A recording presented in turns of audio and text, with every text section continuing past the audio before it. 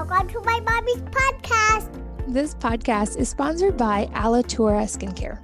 This is a company founded by my friend and previous podcast guest, Andy, who formulated these products to heal after a horrific accident left him with scars on his face.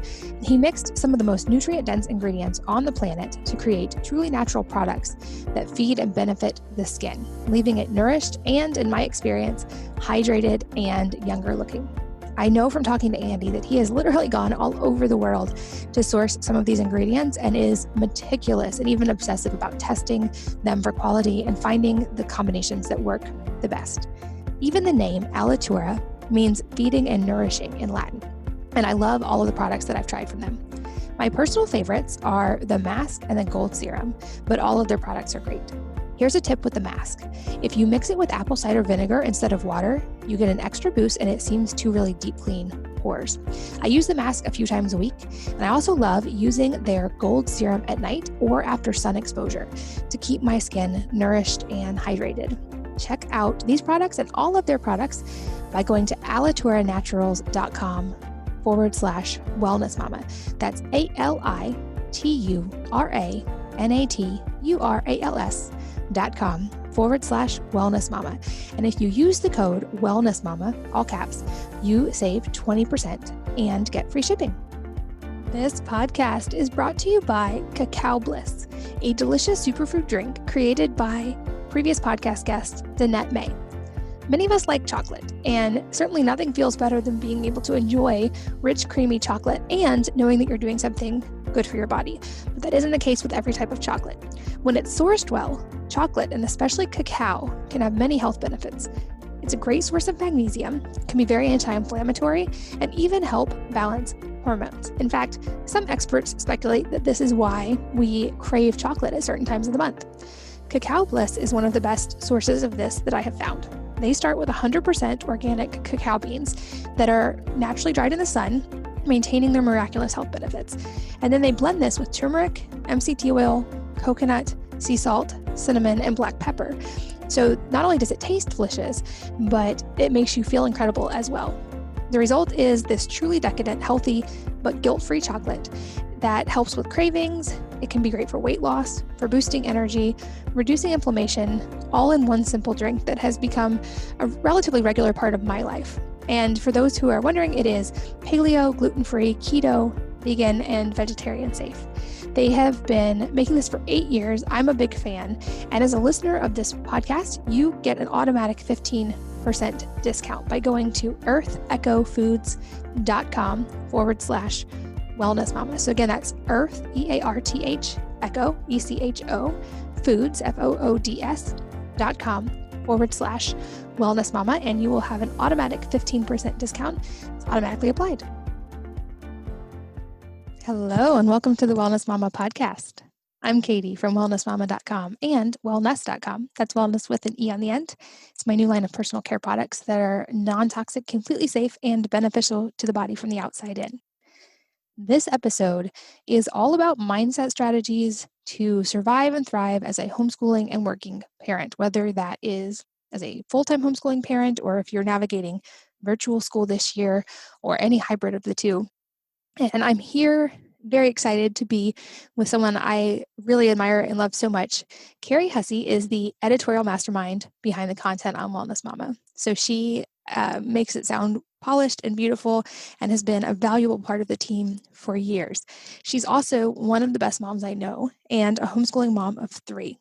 She made a jump from a career in book publishing to serve as the managing editor here at Wellness Mama, and we are all forever grateful that she did.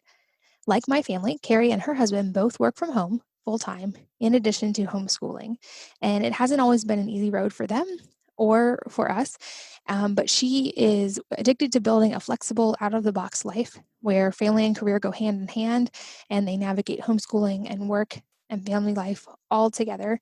Like me, she loves reading and traveling, and they love to learn as a family as well. And she also has a suburban homestead, and we touch on so many topics in this really wide-ranging episode, but everything from the very basics of homeschooling, how to protect your time and energy and mindset as a mom and a homeschooling parent, to how to set up the time and environment and structure of homeschooling and some of our favorite tips for navigating it, and so much more. If you are navigating any of these things, I know that this episode will be very helpful to you. Carrie is a wealth of knowledge. So without further ado, let's jump in.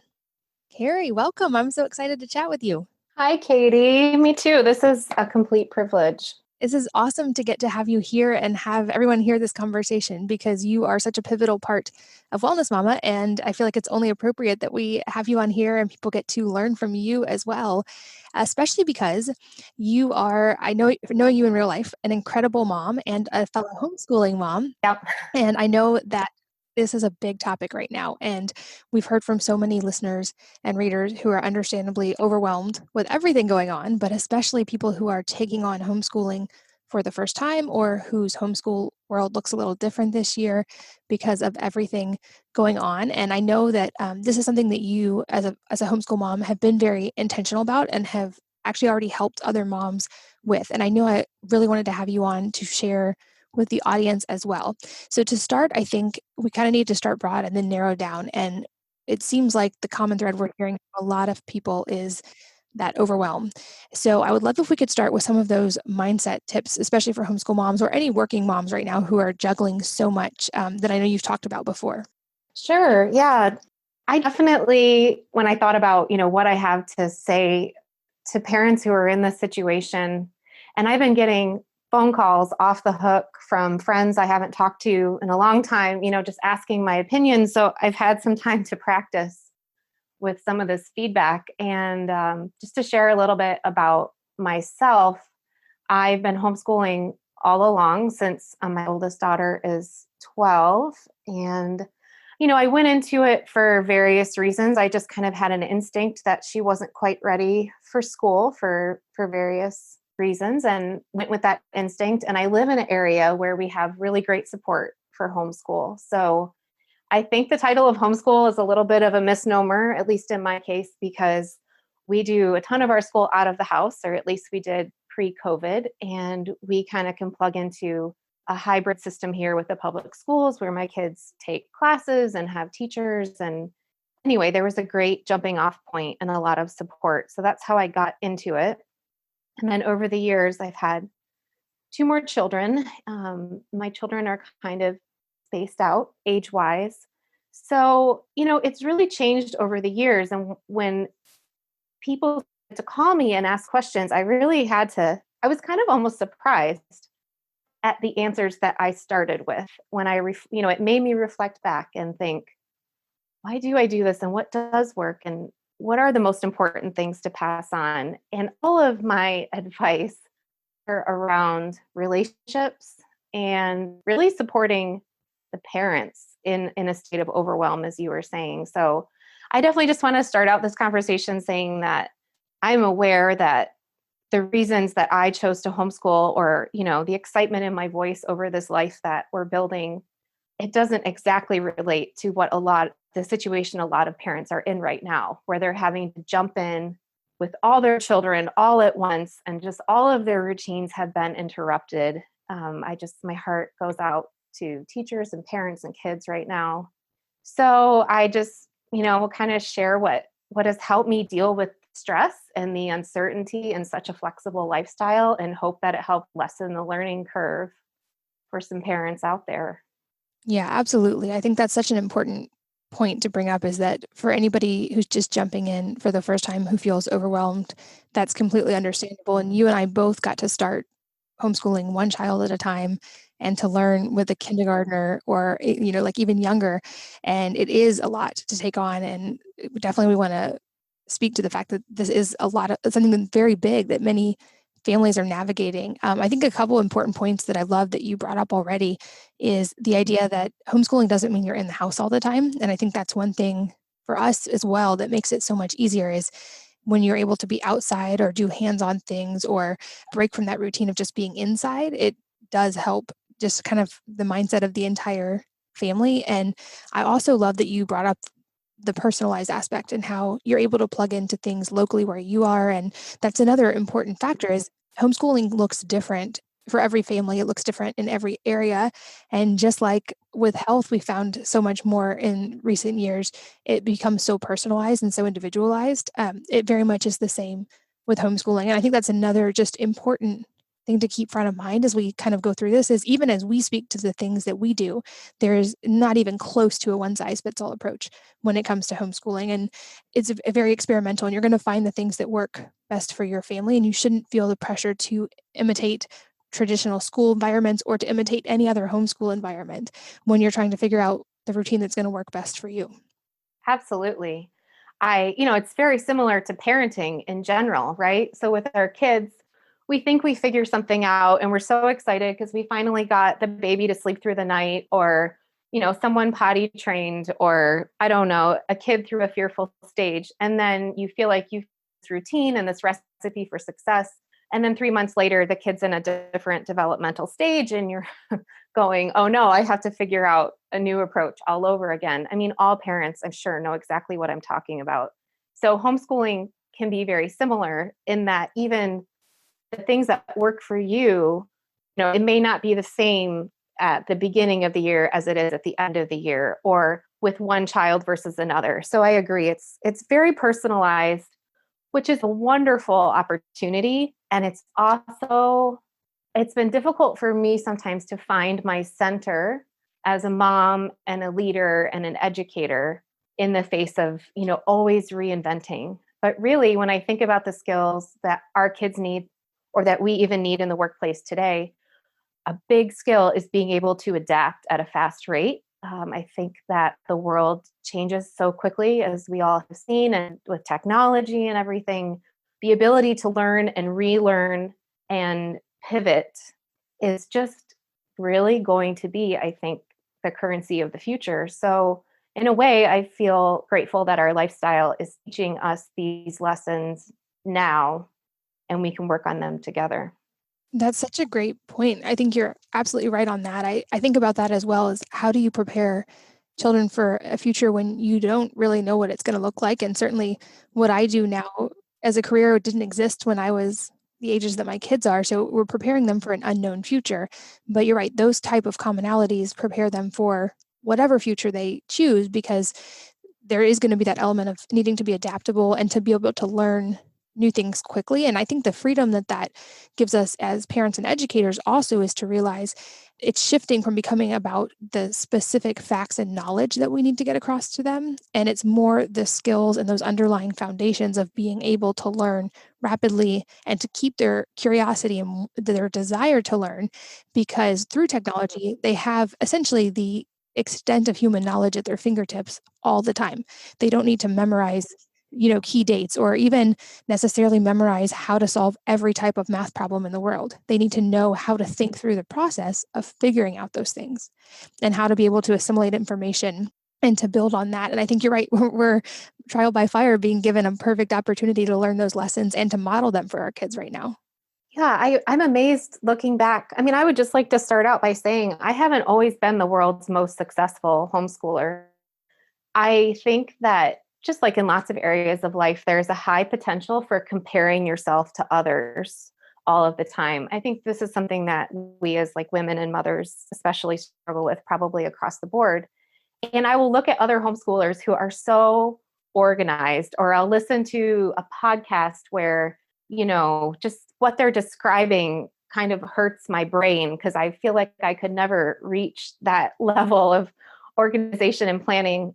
To a certain extent, early on in my homeschool journey, felt a bit like a fish out of water among other homeschool families. But I think a lot has changed in the last 10 years.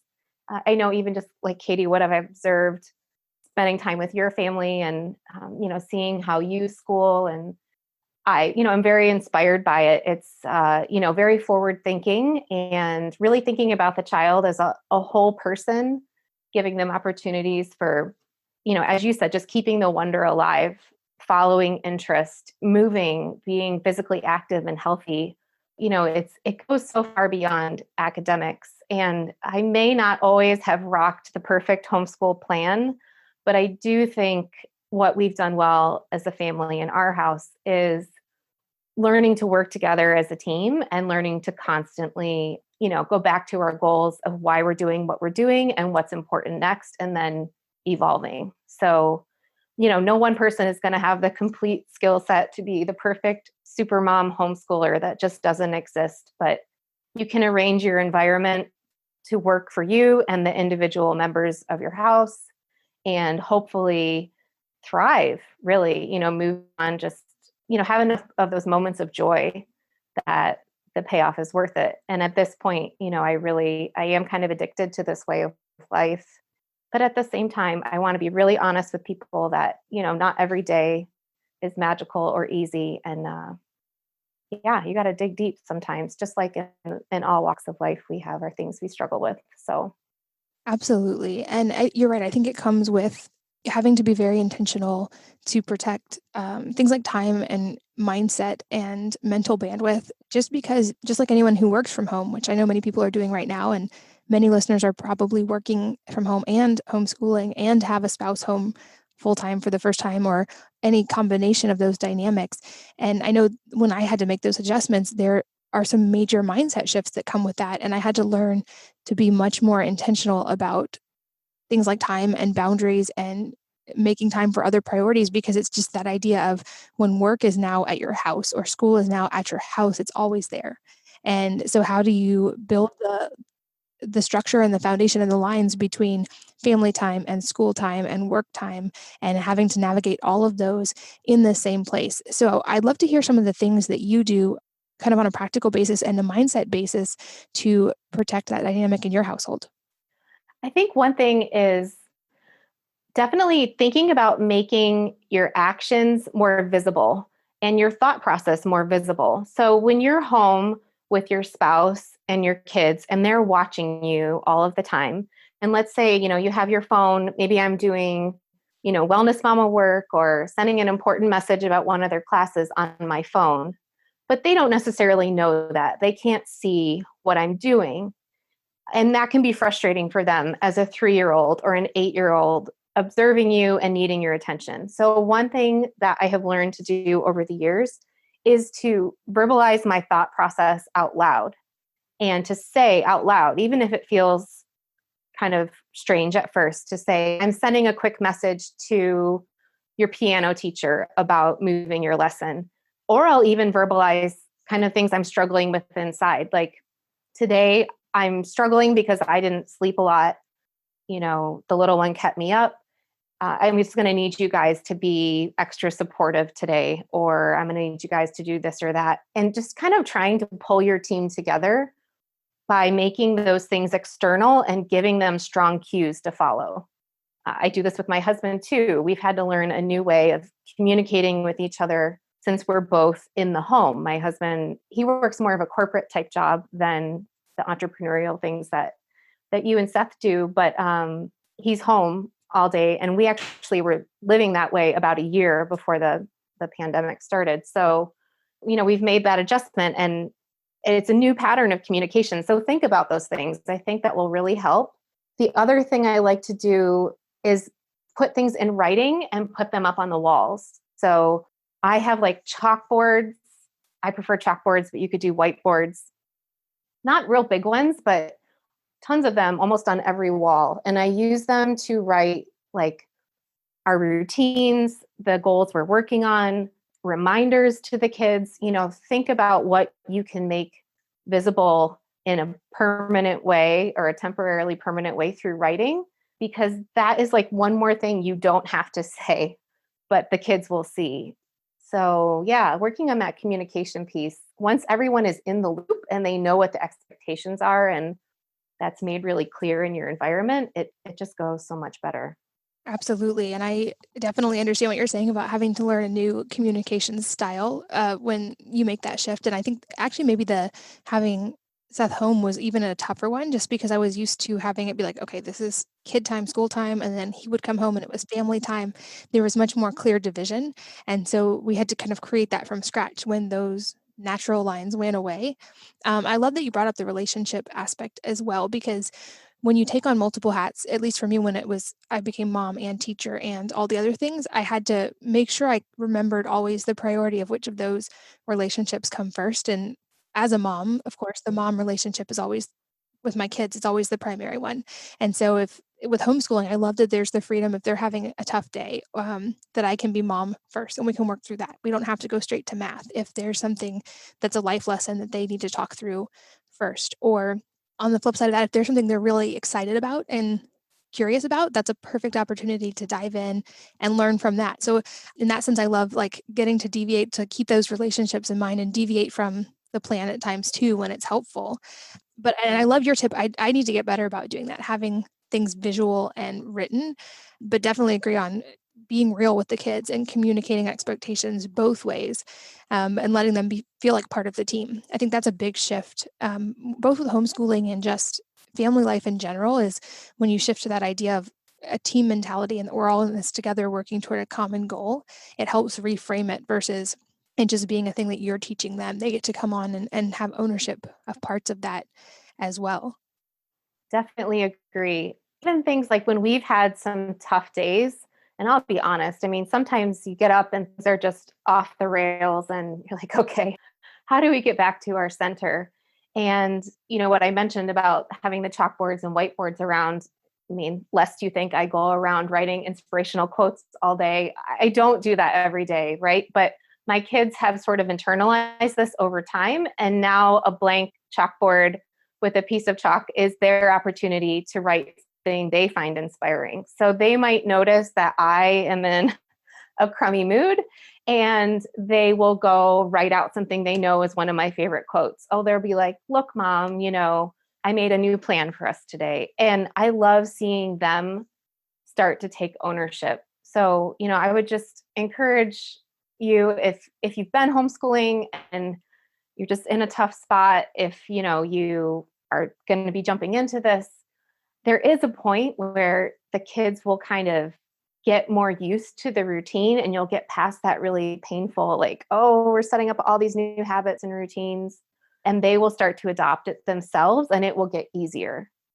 because they'll start to know how they can work together in this new way. Absolutely. And I think it's also important to call out, especially for people who are doing this for the first time, or even those who are veteran homeschoolers but are looking for tips. I think it's important to also call out that there are so many strengths built into homeschooling, and often just subtle shifts in our mindset about it can take a lot of the stress off. And what I mean by that is, like especially if people are trying to make this transition, there's that temptation to try to just recreate a school environment. Or I've heard from moms who say things like, how am I going to keep my kids busy and in class for 8 hours a day? And I was like, oh, no, you're not. That's not, you don't have to do that. School exists. Well, there's a lot of theories, but it was built on a model when parents needed to work a certain number of hours, and that was the common length of a work day. And so those time slots kind of overlapped, and it made sense that kids would be in school for that amount of time. And so school was built to fill that time block. The advantage with homeschooling, especially if you're going to focus on skills up and what kids actually need to thrive as adults, is that you can very often do that much more efficiently and much easier. And you're not having to build in things like changing classes and getting to school and recess. You can get school done in a much shorter time.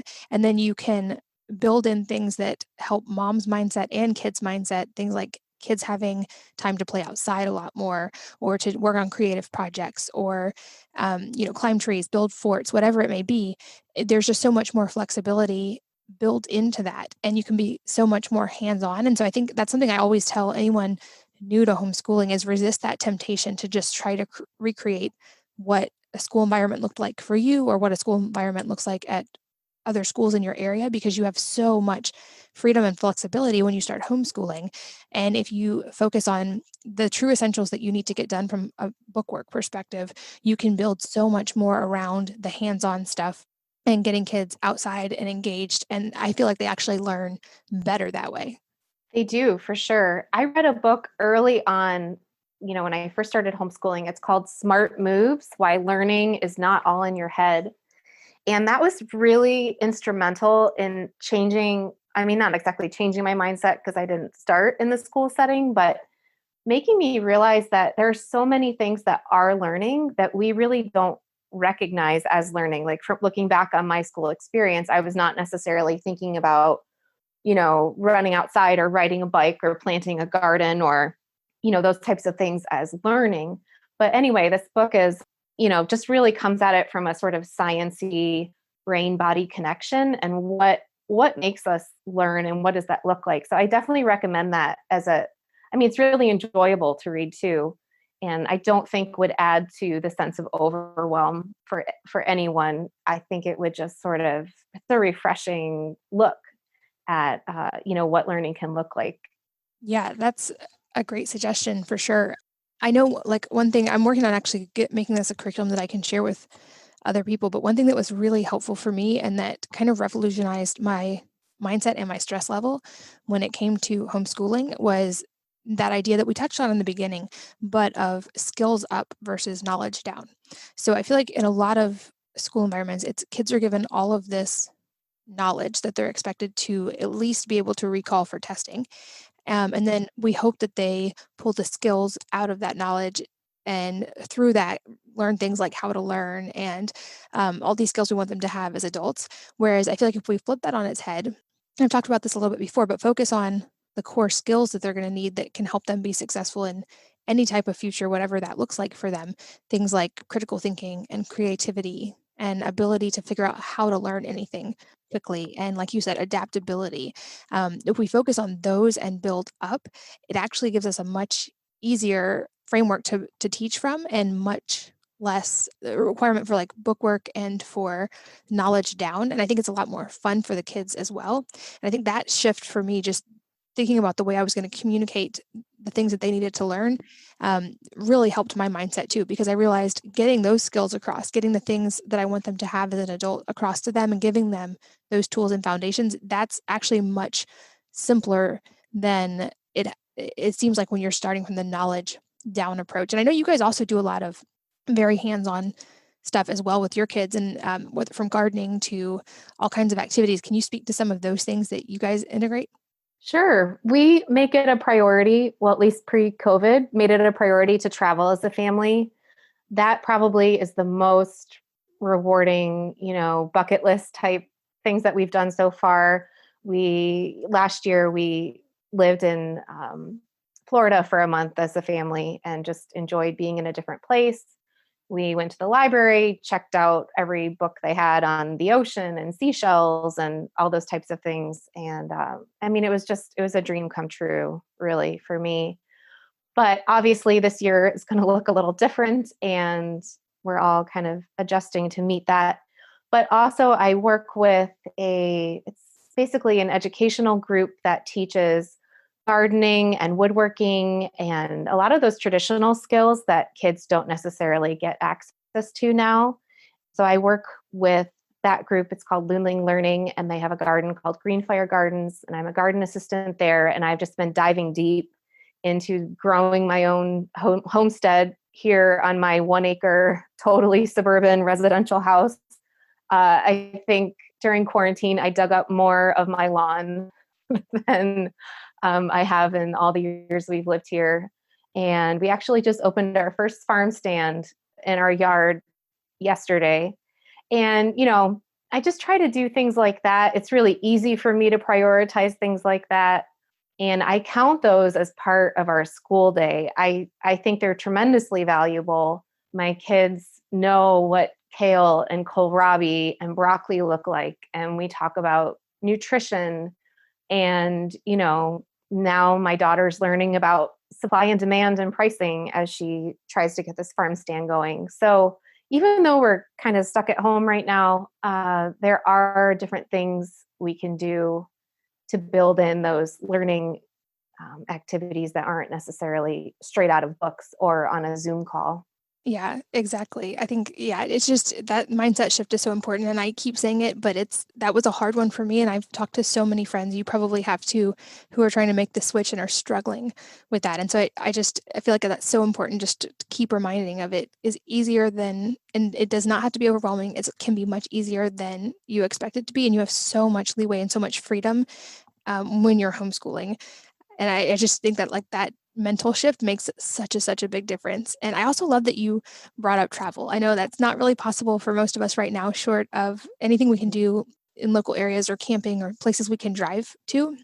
But I'm very much with you on that. And another advantage of homeschooling is the time freedom to travel. That's something that's a big core value for our family as well. And I've mentioned a little bit on different podcasts before, but the idea that I know from my own life, looking back, I had certain challenges in life that I wouldn't have chosen to go through, but I now can recognize the lessons of those helped me become who I am now. And it's tough as a parent because you don't ever want to make your children's lives miserable on purpose. You don't want to see them have to suffer unnecessarily, but you also realize the value of doing hard things and of challenges. And for us, travel is a perfect way to build that in because there are challenges that come naturally with travel and discomfort that sometimes comes with travel. And it's a great team building experience and a way to overcome challenges together. So I'm hopeful that we'll be able to get back to a world where travel's possible sooner than later. But that also is a good segue into the idea that there are all kinds of alternative types of homeschooling. There's amazing resources for all these different types. I don't claim to be an expert in any of them, except for in most days, I don't even claim to be an expert in the homeschooling I'm doing. But we can put some links for people who are interested in this. But I love that you brought up the travel aspect because there are people who do things like world schooling, they call it, where they are homeschooling full-time and also traveling full-time, or people who live in RVs and road school and all kinds of hybrid combinations within that.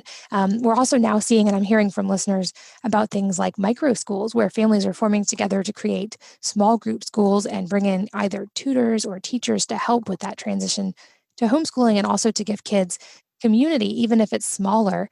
So I just wanted to bring up there's so many alternative types of schooling, and you don't have to be confined to just, bookwork in a room. There's so many alternative ways. And I know you guys integrate some of these types of things as well as part of your plan and your curriculum. We do. So one thing I'd really recommend, and I think that you've mentioned it on the podcast before, Katie, but it's called Mighty Networks. And you can set up, it's almost like building a website and a social group at the same time, and they make it really easy and it's not too expensive. And then you can also add classes onto there. You don't have to know coding or anything special to set it up. And something about the design is just very engaging. Like it feels like a pleasure to use. So this is a tool that I've started using to build things like, kind of a local gardening co-op group in our neighborhood where we help each other with watering our plants or, keeping up on chores. Because this is one of the things I love to travel, and we have chickens and a garden, and it gets bigger every year. And those two things don't always go well together. So definitely looking to your community and trying to create that and saying, how can we help each other? I've made relationships with a couple of families who live close by and are able to give us that freedom when we travel. And then we do the same for them. So it is possible, even in this strange year, you can set up a virtual group either through, Facebook or try a Mighty Network. It could be as simple as a text thread, but kind of finding who your support community is. And I mean, I'm glad you brought up too that idea of support, because I don't want anyone to walk away from this thinking that a homeschool mom or a homeschool dad just does it all on their own. I look at my role as sort of a facilitator of my children's education. And I'm basically setting up the environment to support them educationally. But I am not teaching and doing it all myself. So I am definitely, signing them up for things where there's another teacher, or I'm, finding that person who's just super talented and passionate about science, and they're the ones teaching my kids science because that's not my thing. I hire childcare. I mean, I work, close to a full-time job when you put together all my various freelance writing and editing jobs. And I run the local co-op here as well. And, it's a lot. I have to have help in some way. I can't do it all. But what I'm doing is setting the environment, putting those resources in place. Like for me personally, I've tried a couple different childcare arrangements, and I've discovered for myself that what really moves the needle for me is hiring out my house cleaning. And that rewards me and fills my cup even more than having help with my younger kids. So you've got to kind of experiment and find out what it is that you need to really keep you motivated and supported and sustained as a teaching, homeschooling, working parent. And I wish I had done a better job of that early on. I really didn't start out with a plan for myself and my husband and like supporting the educators first. I feel like the kids will be fine if we're fine. And I would really encourage everyone who's sitting down to pick out their curriculum, and they have stacks of books everywhere and they're all related to their kids and their kids' academic needs. I mean, that's wonderful that we care, but start with a plan for you. There should be things in your plan that will maximize the joys and the things you naturally are talented at or would like to do or would like to learn. Make a plan for those first, and then make a plan for your kids. Yeah, absolutely. I love that you brought up the idea of like hiring help and finding help, and whether that's trading off with other moms or having someone help clean. I realized that same thing a while back when I was in the busiest phase of work stuff and also still trying to homeschool and manage a household. For a while, I kept trying to have like hire teenagers as nannies or have people come help with my kids. And it always created more stress than less stress. And it took me a while to figure out that it was because I didn't want to pay someone else to play with my kids while I cleaned my house. I actually was yearning for more time with my kids and was just overwhelmed with all the stuff I had to get done. So it made much more sense for me to hire someone for less time to help with those tasks and me have more time with my kids. And that helped our whole family dynamic. And also to go back and touch on the idea of community. I think people may be even tired of hearing me talk about community so much on this podcast, but you cannot overestimate how important that is. And especially right now, I think so many of us are feeling the brunt of having lost aspects of community that went away for a while this year. And it's a good reminder to be very intentional about that. And even if still like large group activities and school activities are not happening right now, we can still in most places build small communities and get together in small groups. And in many ways, I hope that's a silver lining that will last of this, is I hope we can return a focus to those small intentional communities built with people in our local area, kind of like tribes of people of support. And we've kind of done that here. I think you've seen some of this when you've visited, is building communities in different ways that support both the parents and also the kids.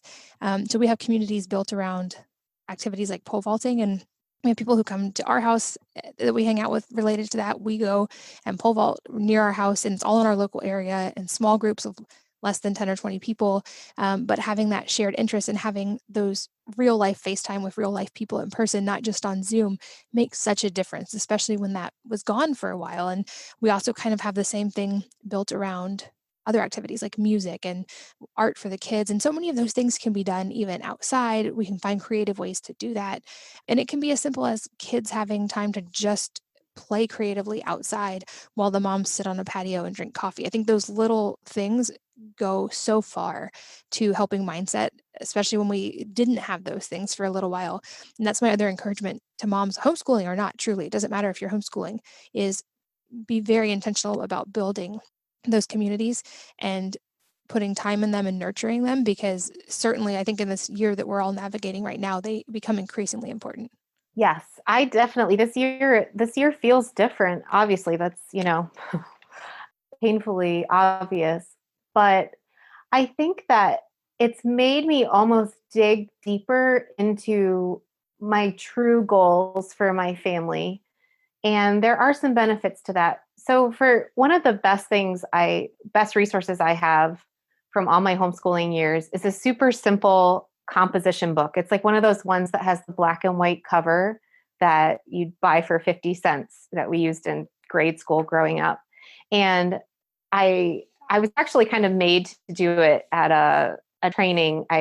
We used a program called, we're Catholic, so we used a program called Catholic Schoolhouse, and they had a retreat, and they made us like basically put pictures of our family on this composition book and then cover it in contact paper. And I remember at the time thinking like, this is really cheesy. I don't know why we're doing this, because I'm not a crafty person. It is possible to homeschool and not be crafty.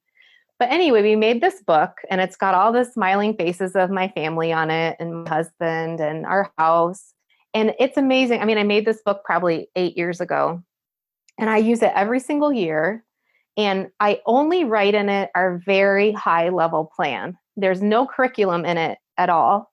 It just says basically it has 2000, 2020-21 family plan. And then the name of each of my family members, including me and including my husband, and then just 3 or 4 priorities for each of us. And I solicit my kids' input on this. What is it you want to learn this year? What is it you want to work on? It's also part of identifying weaknesses. Like, for example, on my list for this year, I want to get better at time blocking and really putting a time budget in place, because sometimes I can definitely be guilty of mixing up the different areas of my life too much. And I want to get better at that. So that's, as I think about it, that emerges for me as a priority. So it really ends up being just one page. And then I have those little goals for each family or each family member.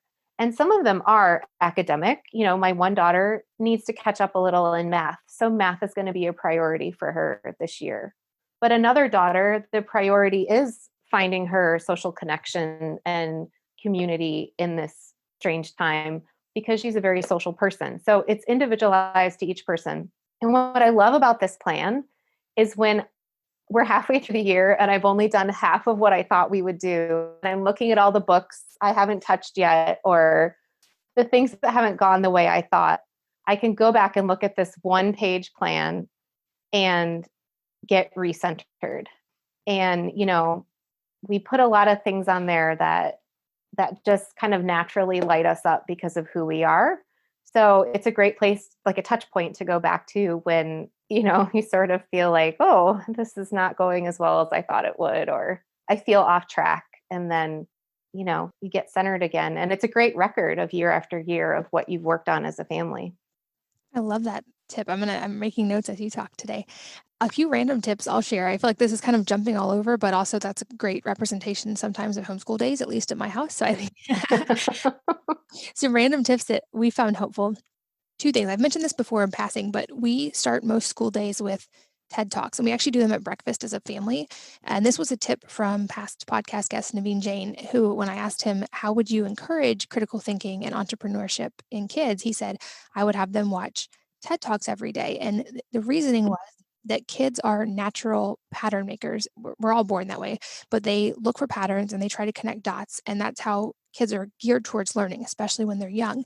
So if you give them TED Talks, which are essentially 14 to 18-minute distillations of someone who's the best in their field, talking about the best of the knowledge they have. So if you give them 3 of those in a day on completely unrelated topics, kids can't help but try to connect the dots. So they're going to try to find patterns or find ways that those ideas work together, which is essentially what innovation and entrepreneurship and problem solving are. And so his thought was, if you just constantly give them exposure to new ideas and new ways of looking at ideas, they're going to try to connect the dots. And that's how we create problem solvers for the future. And it's also just a fun thing. We've learned so much as a family. I've learned so much from watching these TED Talk videos, and it's led to composting projects in our house, or superworms in our closets, or all kinds of different projects that have been fun experiments for all of us. And so that's been just a fun tip. It doesn't take really any effort, and it's been fun for me too. Another thing we do, they have in school an amount of time that's just called topics. And that's the subject of that. And the goal is every day they research any topic, and just for a few minutes, and try to get like a broad level understanding of it and jot down some notes. So that builds in, there's a writing aspect, there's an analytical aspect, there's an aspect of pulling out the most important pieces of a topic. And I kind of dovetail this with something called the Feynman learning technique, which I mentioned actually recently in a newsletter. But the idea being, when you are learning a new concept, you can get a pretty good idea if you understand it, if you're able to explain it to a child. The age that I think he gave was a 6-year-old, which is also ironically very much what homeschooling is explaining ideas to a child. For those who aren't familiar, Richard Feynman was a Nobel Prize winning physicist who is often discussed, largely considered a genius, and contributed a ton to that field. And this was how he learned new things. And I use this concept and teach my kids this concept with reading a book. Same idea of when you take in new knowledge, read it with the idea of trying to be able to explain it to someone else, especially a child, in a short amount of time, and get across the key concepts in a way that they could then explain it back to you. And so when the kids do topics, they might research something to do with worms, or they might research how planes are actually able to fly, or whatever it is, whatever's interesting to them that day. And then they either write it down and kind of create a Feynman one pager, or they explain it to me, or they explain it to a younger sibling. And so that's building in that learning by teaching idea and getting everybody involved in the team mentality. And that doesn't really take any extra direct work from me. And it's been one of the more fun things we do as a family. And they've learned so much on all these different random topics because of that. And it's led to, again, like new research and new experiments and things that they're interested in. Another tip, again, jumping around, but that I love to bring up is you don't have to mimic a traditional school environment in the way that you teach school physically either. So you don't have to create a room with desks that looks just like a schoolroom. If you want to, cool. What I find works better for my kids, because they all like to be active, is a combination of like chairs that wobble, like the balance stools. I think they're called button chairs. We've had the founder on the podcast before, and things like balance boards and rings and yoga swings hanging from the ceiling, and any combination of things that keep them moving. And I know that there are limitations in many schools that prevent that, but there's some really cool research on how kids integrate information better if they're moving, and especially if they're moving in ways that kind of stimulate the right brain, left brain activity. And so rather than tell kids they need to sit down and be still for extended periods of time during the day, we might be able to teach them more effectively in a more movement-based approach. So whether it's having a little trampoline in the schoolroom, or stools that move, or whatever, or sitting on the floor. Past podcast guest Erin Alexander said we'd all be a lot better off if we just sat on the floor versus a chair. And with homeschooling, you have the freedom to do that. So just like with the TED Talks in the morning, teaching us to think outside the box, that's my encouragement to other moms, is make it fun and make it what works for you, even down to your environment. Think outside the box. You don't have to make it look like a traditional school. For sure. And you do that so well, Katie. I mean, I've seen, you have like a rope hanging from the, what do you call that, pergola in your backyard. And it's like right where you walk. So your kids like see it a million times a day. And it's just, it's like gym class, but so much better because they're doing it because they want to, and they can repeat it as many times as they feel, ready for that challenge at that time. And then, ring the bell at I think you posted on your Instagram about it recently, ring the bell at the top and come back down, so that's a huge goal of mine this year, especially since I think we'll be home a lot more than we have in the past, is implementing some of those things around our house to, promote healthy movement and keep the kids physically challenged. And I think that is such a cool idea. I love the Montessori method. And I think your blog post that you have currently on Wellness Mama about homeschooling, they give a snapshot of kind of how you started out. And I know you did a lot of the Montessori stations and more of a prepared classroom environment when your kids were younger. But I think the neat thing is you still have a prepared classroom environment, but it's like your whole house. And it's all the things that you just described are, when you give kids access to cookbooks and healthy food and a stocked kitchen, and we've done your kids the kids cook course that you always recommend. When you give them access to things like that, you are preparing the environment. It's just in a different way now that your kids are older and you've evolved as a family. So I think it's really neat. Yeah, I think it's funny too, because I'll call myself out on that. Like the more we've geared the environment towards just constant movement and put like ropes and walkways and rings and walkways and headstand stools in the hallway and all those things, it's had a crossover effect of being really good for me, because I'd never thought to do those things, or I'd have to schedule them, or like make Right. half an hour a day to go do that. And now I'm like, oh, I'm walking down the hall, I'll do a handstand. And so it's been, I've noticed the difference in myself as well. And I figure one day at this rate, I might at least get close to their level of all the stuff that they can already do, because kids are amazing when it comes to movement. They are. Yes. I hope that, especially for anyone new at this, that hopefully we're not adding anything to anyone's plate or making it overwhelming. My hope definitely, and I hope what's coming across and what we're talking about, is that this really can be fun, and you're not bound by a lot of rules when you start doing this, and you can make it work for your family. And I think, and have seen in our life, and it sounds like you as well, that it can make you closer as a family and build that team mentality and have so many beautiful moments. Not to say it will not be an adjustment, especially if it's new. It absolutely will be, but there can be so many beautiful moments within that. And I think we should also touch on that, the idea of the minimum effective dose of this, and we've mentioned it in passing of focusing on the essentials, but you and I have both had to homeschool through times that were less than optimal. For me, like the worst parts of Hashimoto's or being pregnant while having Hashimoto's and being so tired, I had days where I would put my little ones in a room with toys where I knew they couldn't choke on anything, and I would sleep in front of the door so they couldn't get out, and I was just so tired. And I know that you've also had to maintain homeschooling and family life during circumstances that were less than ideal. So any tips that you would share for maintaining just the minimum effective dose and when times make it more difficult? Yes, definitely. This has been a really helpful concept for me.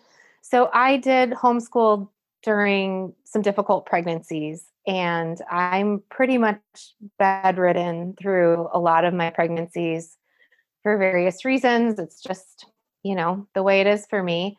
And homeschooling through those times was tough. And I think that is one of the reasons why we've become good at stress management around here. But basically, I would suggest deciding in advance what is the minimum I need to do to have a successful day, and come up with that formula and let your team, your kids, your spouse know before you get there. So what I mean is when you get to the day where like two kids are throwing up and you have a work meeting and you have a deadline and all of a sudden it's it's not a normal day, you sort of know, and your kids already know, okay, on days like this, we go outside first thing in the morning. I mean, I'm just going through my family's checklist. This could look different for you or someone else. We go outside in the morning because I know that just makes us all feel better. So they have to go outside before they have any screen time. Their chores have to be done before they have free time. They have to do math and piano, which they can do pretty independently. And then there has to be like a quiet time in the afternoon. It's absolutely mandatory in a homeschooling family, I think, to build something into the routine where everyone finds a room individually and has some space to themselves. We always do that in the afternoon. And so that's kind of what our minimum day looks like. And I think it really helps to think that through in advance so you can just say, like, okay, guys, it's one of those days. Here's our plan and here's what we're going to do. And Pam Barnhill has a great article on this that I can link to in the show notes.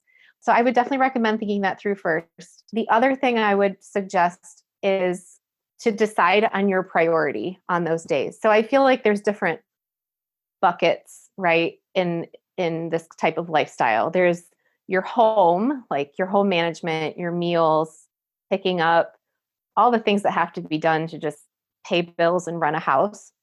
There's your professional life if you work in or outside the home. There's the academic life, right? Kids schooling. And I don't necessarily usually do well in all three categories in one day. And for me, it's almost a recipe for disaster to try and do well at all of them in one day. And something that's really helped me is deciding today is a professional day. Today I am like doubling down on this. My kids know this. We've made a plan.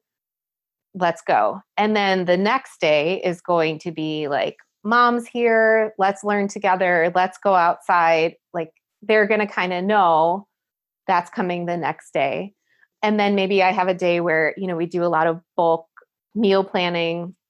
One book that's really helped me, number one, my kids know how to make every recipe from the Wellness Mama cookbook by heart. And then I love the book too, Cook Once, Eat All Week, because it lays everything out step by step. The kids can help with it. My husband can help with it. There's no questions for mom. They just prep all the food. We kind of have like one big day where we get the house kind of up and running. So that has really helped me. Obviously my approach has changed a little bit here and there, but generally my brain feels more quiet when I decide on one priority I'm going to first on a given day, especially like kind of one of those unusual days. For sure. And I love that you said there's no questions for mom when you mentioned that cook once, eat all week, because this is another tip I tell people that it's almost always, it's not the getting everything done that's the hard part. It's often all of the planning and mental stress related to that. And for moms, the decision fatigue of all of the questions that come. And when you homeschool, then you end up with more questions because they have questions about school. And then, of course, they're still going to have all the normal questions that come at you all day from being a mom. So if you can solve for anything that reduces questions, that really helps with the overwhelm, especially as you get toward the end of any given day. Like we know that decision-making capability is a fixed resource. And so it's a very real thing that we hit that kind of point. For me, it's usually like at 4 p.m. where I'm just like, no more questions. So how can you solve for reduced questions? And it can be simple things like put the cups that the kids use low down in cabinets so they don't have to ask you for water. So anything you can enable them to do for themselves without having to ask you.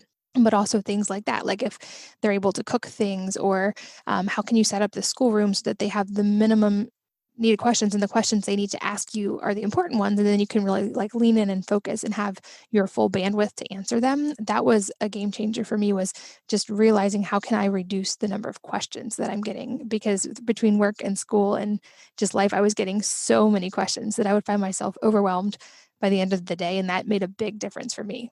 Yes, it is so hard. Like they can ask you a really inquisitive, awesome question about something, and you're in the middle of, you have a work call in the next 10 minutes, or, the 3-year-old is screaming. I mean, you're absolutely right. That is a huge part of the mental overwhelm. And I've tried different things over the years.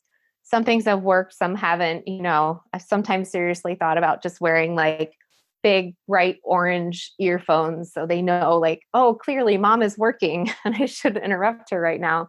But some things work and some don't. And I think an important thing is just to kind of take on a reasonable amount of change and look at your expectations and go, okay, like where does the reality need to change and where are my expectations more the issue?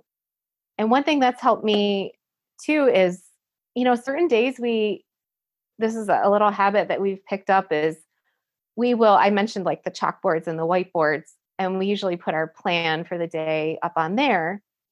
And this is one reason I like having a plan that can be quickly changed, is we'll erase the board on those really tough days. And we'll go, okay, guys, what's going well today?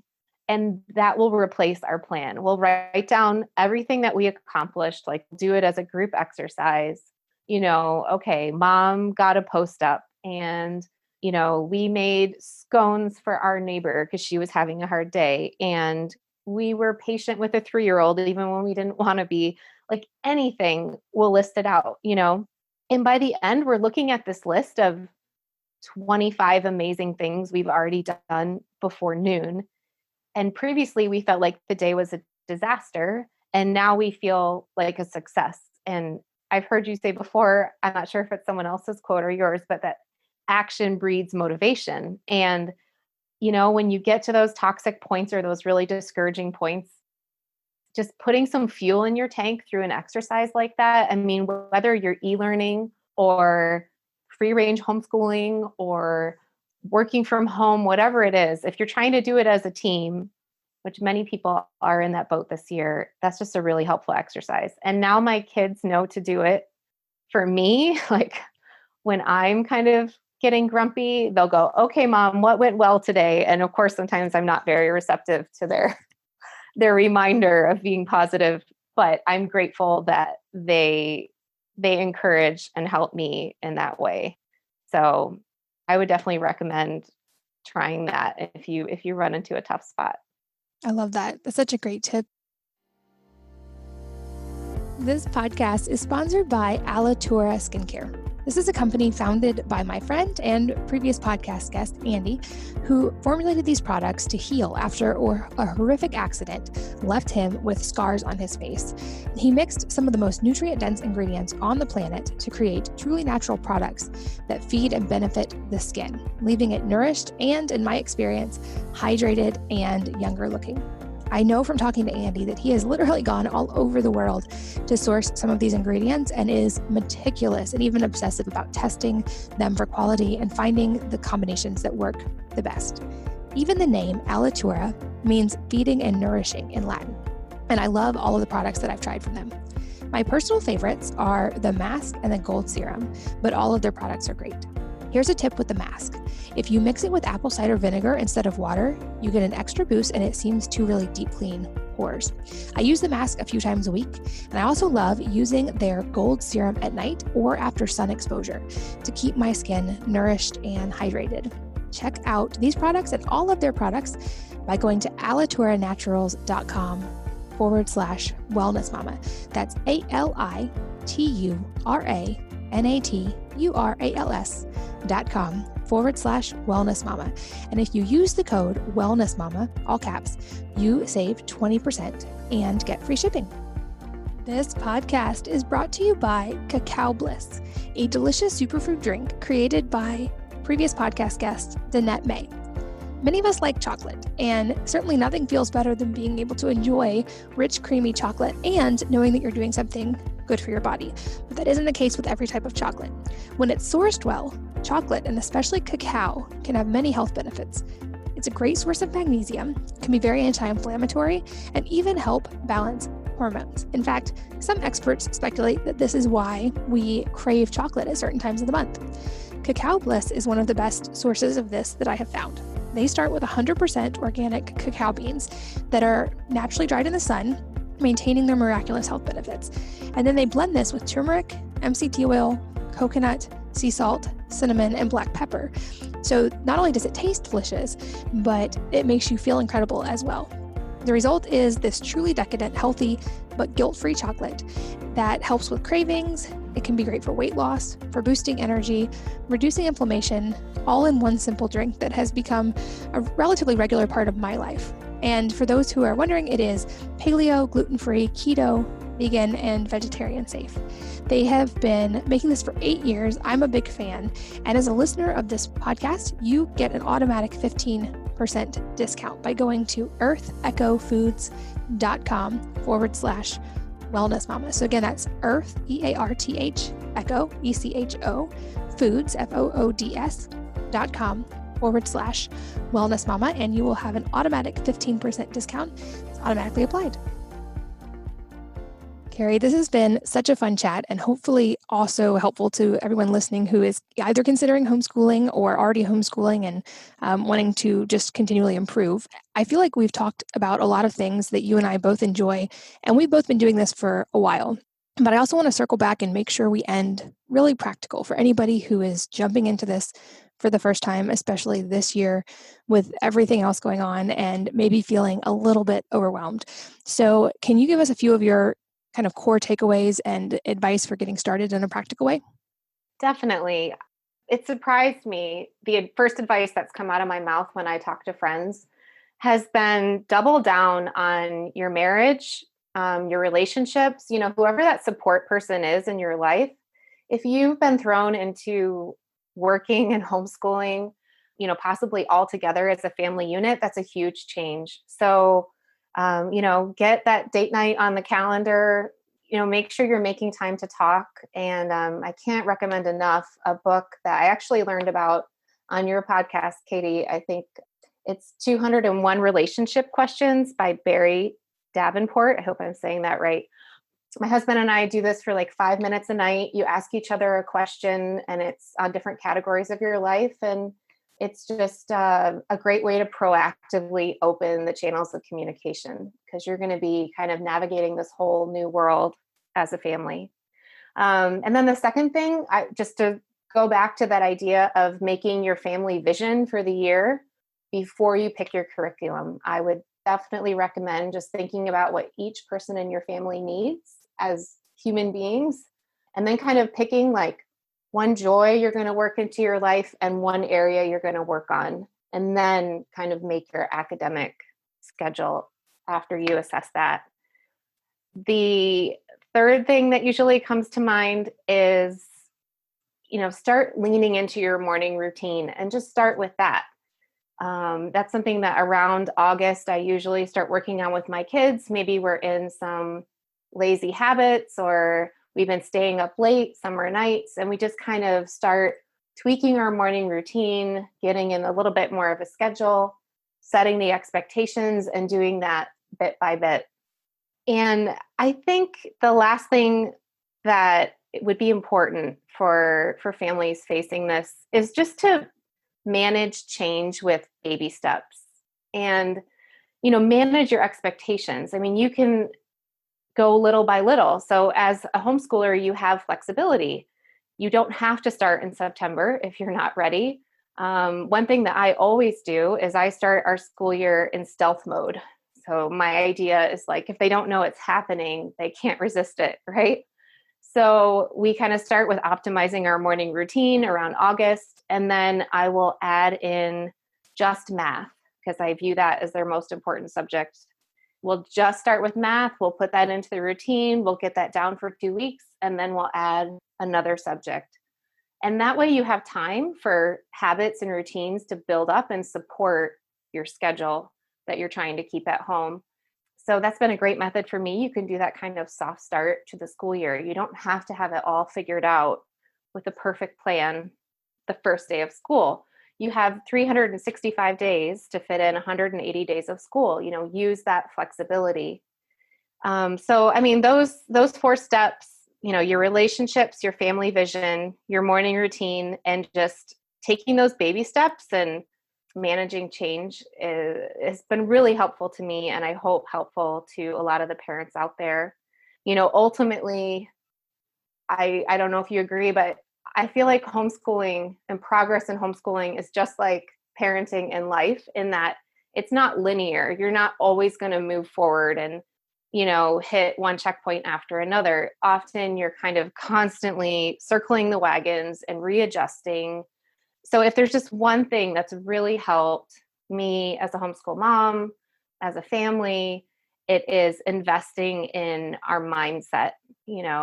I'd even recommend picking out a piece of curriculum just on that. Maybe you take a class throughout school on mind mapping emotions, or there's the Big Life Journal, or there's some other different books that have really helped us that I can put in the show notes. But learning those skills are going to help you no matter what your walk of life is or what stage of life you're in. They're going to help you personally and professionally. So, just because a day feels like a disaster, it doesn't mean it actually is. Pay attention to your thoughts, recognize the good moments in that day, and then, gather your team together, your family, and, decide how you're going to move forward and how you're going to support each other bit by bit through all the ups and downs. I mean, that's really where it's at to me. I wholeheartedly agree with that. I think such an important point about none of this is linear. And I've definitely had experiences where I thought the day was a complete failure or that I was just at my wit's end. So we adapted and modified and skipped parts and, ate like a picnic lunch that was kind of just like snack foods outside, and the kids thought it was the best day ever. And so I think often it's managing our own internal expectations, because often the kids have such a different perception. And if we don't let our stress and overwhelm drag us down, often I feel like if we ask our kids, we're doing better than we think we are. I also think the morning routine piece is so important, no matter what form of school you're doing. Just, I think when you, like we've had podcast guests, when you master your morning, you end up in such a better place for your day. And from the homeschool side, I mentioned in passing, but the things that really seem to help dial it in for us are starting with TED Talks and letting the kids, just that seems to get the learning creativity juices flowing. So we'll watch kind of 3 unrelated TED Talks and then talk about them. We'll also try to spend time outside in the morning. Often it'll be my husband and I drinking coffee and the kids out there, and we'll have conversation, weather allowing, or just like some gentle movement. And those kind of things seem to help everybody get focused and kind of aligned for the day. And then I mentioned that we have a topic in school called Topics, where they can research anything they want and kind of synthesize it and try to understand the broad strokes of it. And that's another fun one to start, I feel like, the school day with, because it's something that just naturally gets the brain ready to learn. And those are kind of the practical pieces of a morning routine that have helped us the most.